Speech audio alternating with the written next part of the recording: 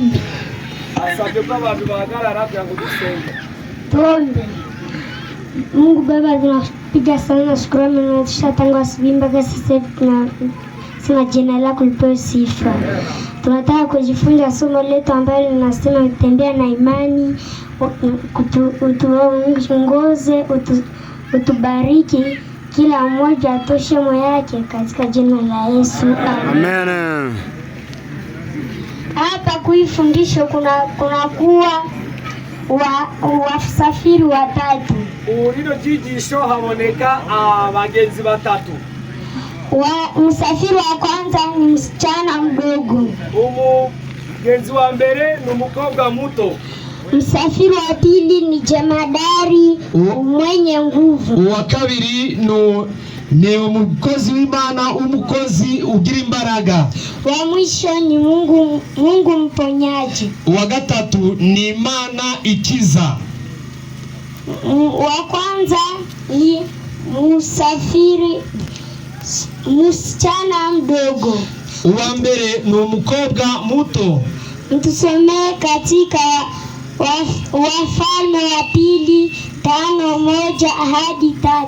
Mu gitabo cy'abami babiri ba kabiri gice cya 5 umurongo wa mbere. Tutasoma katika lugha ya Kiswahili hadi 3. Inasema, basi Naamani jemadari wa jeshi la mfalme wa Shamu alikuwa mtu mkubwa mbele ya bwana wake na mwenye kuheshimiwa, kwa sababu kwa mkono wake Bwana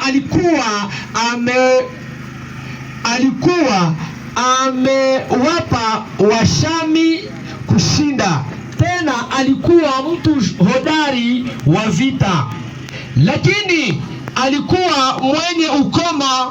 Mstari wa pili, na Washami walikuwa wametoka vikosi wakichukua mfungwa mmoja, kijana mwanamke kutoka nchi ya Israeli, naye alimhudumia mkewe Naamani. Mstari wa 3, mstari wa 3, akamwambia bibi yake, laiti bwana wangu angekuwa pamoja na yule nabii ni aliyeko Samaria, maana angemponya ukoma wake. Nukta.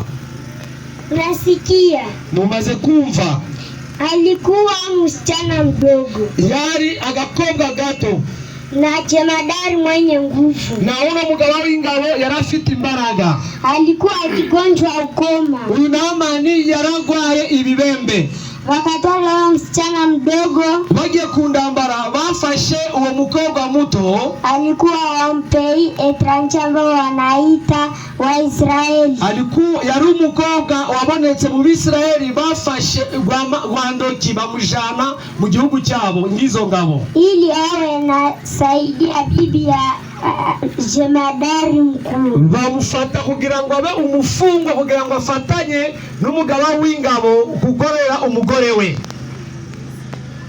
Alipofika huko, agezeyo, akaambia bibi ya mfalme, yabwiye umugore w'umwami aseme, amubwira ati, mume wako anagonjwa ukoma. Huyu mugaba w'ingabo ugwaye ibibembe, enda huko kwenye nchi yetu ambayo nilitoka. Yaba yashoboraga gusubira iyo bamfatiye amateka iwacu. Kuna mfalme ambaye atamuonesha nabii, atamponya. Hari umukozi w'Imana ubagaye mu Bisirayeli wamwereka umuhanuzi w'Imana wamukiza. Twende ku safari ya pili. Urugendo rwa kabiri rwo kwizera. Mtusomee katika Watesalonike wa pili, Wafalme wa pili 5:4-7. Umurongo wa igice cya 5 cy'Abami ba kabiri, murongo wa 4 kugeza 7, niho hari igitekerezo cy'umugambi wa kabiri w'umwami yakomeje.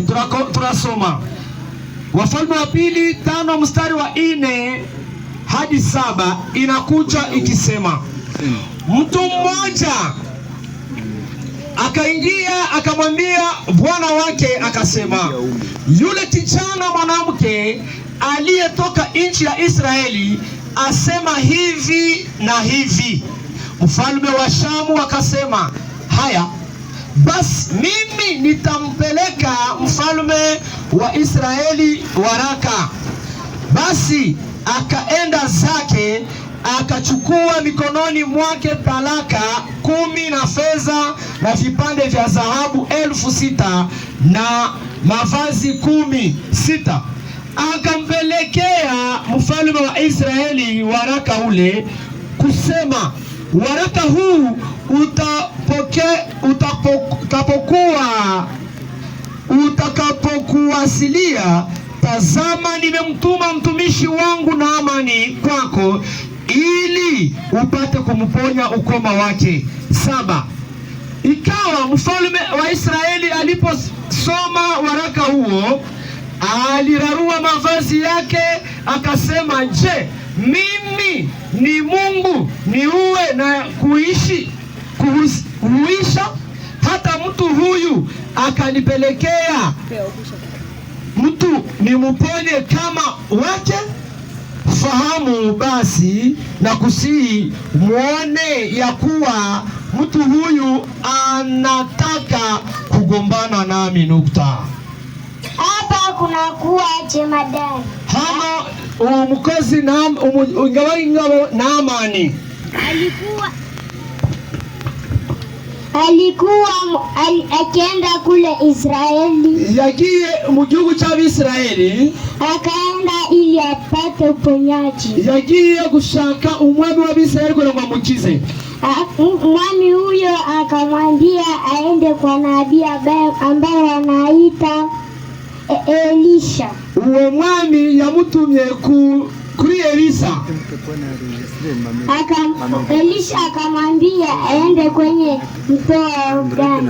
Elisha aramubwira yuko kundi mutaramuha ahubwo naje ku nyanja ya Yordani. Tunaenda kusafari ya 3, urugendo rwa 3 rwo kwizera.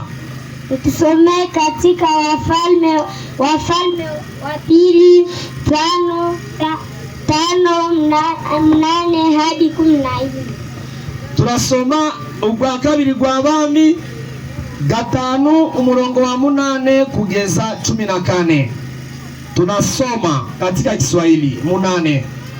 Ikawa Elisha yule mtu wa Mungu aliposikia kwamba mfalme wa Israeli ameyararua mavazi yake, ndipo akatuma mtu wa mfalme akisema, mbona umeyararua mavazi yako? Na ache sasa kwangu mimi, naye atajua ya kuwa yuko nabii katika Israeli. Basi Naamani akaja na farasi wake na magari yake, akasimama mlangoni pa nyumba ya Elisha, naye Elisha akampelekea mjumbe akisema, enendeni ukaoge katika Yordani mara 7, kwa nyama ya mwili wako itakurudilia, nawe utakuwa safi. 11. Lakini Naamani akakasirika, akaondoka, akasema, tazama, nilidhania bila shaka atatoka kwangu na kusimama na kuomba kwa jina la Bwana Mungu wake na kunipitisha mkono wake mahali kwenye ugonjwa na kuniponya mimi mwenyewe ukoma. Je, Abana na Farbari mito ya Damaski si bora kuliko maji yote ya Israeli? Je, siwezi kujiosha ndani yake na kuwa safi? Akageuka akaondoka kwa hasira. 13. Watumishi wake wakamkaribia wakamwambia, wakasema, baba yangu, kama yule nabii angekuambia kutenda jambo kubwa usingalilitenda? Je, si zaidi basi akikuambia jioshe uwe safi? 14 kwa mwisho. Ndipo akashuka akajishovya mara 7 katika Yordani, sawasawa na neno la yule mtu wa Mungu, nayo nyama ya mwili wake ikarudi ikawa nyama kama nyama ya mwili wa mtoto mchanga, akawa safi. Haleluya. Amena. Hapa ni jemadari alienda huko kwa ule nabii. Huyu mugaba w'ingabo yageye kunone kuhura na Elisha umukozi w'Imana. Elisha akamwambia, enda katika mto wa Yordani. Urugendo wa gatatu Elisha aramubwira ngo genda ugere mu mugezi wa Yordani ukajichovye mara 7, ndipo utapata utakaso. Witumburemo 7 niho umubiri gwawe urakira ibibembe. Alivyojichovya mara ya kwanza, igihe yageze mu mugezi bwa mbere akupata uponyaji, avamo asanga ndagwakize. Akajichovya mara ya pili akapata uponyaji. Yitumburamo bwa kabiri asanga ni wa undi. Akaenda mara 3 akupata uponyaji. Yitumburamo bwa gatatu asanga ndagwakize. Akaenda ndani mara 4 akupata uponyaji. Ageze ku nshuro ya 4 asanga ndagirebe kivuyeho. Akafika ku mara 5 akupata uponyaji. Ageze ku bwa 5 ntibyashoboka. Akasema, aravuga, mimi napaka kurudia. Ni ngombwa ko ndaha hapa sipati uponyaji, kuko umukozi w'Imana yambeshe kuko ndakize. Tena akarudi mara ya 6. Ageramo bwa 6 akupata uponyaji, asanga ni wa undi. Akarudi mara ya 7. Agezemo none ubwa 7 ndipo akapata uponyaji. Kuko umukozi w'Imana yabivuze ahitakira ibibembe bye. Haleluya. Amen. Je, kama ni wewe ungepita mara 7 na uko amesa tule mai, ungetika tu bakia mule? Ari wowe warura dumburirwa mu mazi 7 uri kwidumba ugasanga ndakigenda na warakomeza kuba muri ayo mazi. Sasa tusimame tuombe. Ndikubwiryo jambo duhaguruke tusenge. Tuombe. Mungu Baba, tunashukuria sasa na shukurani, umetulinda, tumefunza somo letu ambalo tunasema kutembea na imani, umetuongoza, tumefunza kila mtu atoshe moyo yake katika jina la Yesu. Amen. Mungu abariki katika jina la Yesu. Amen.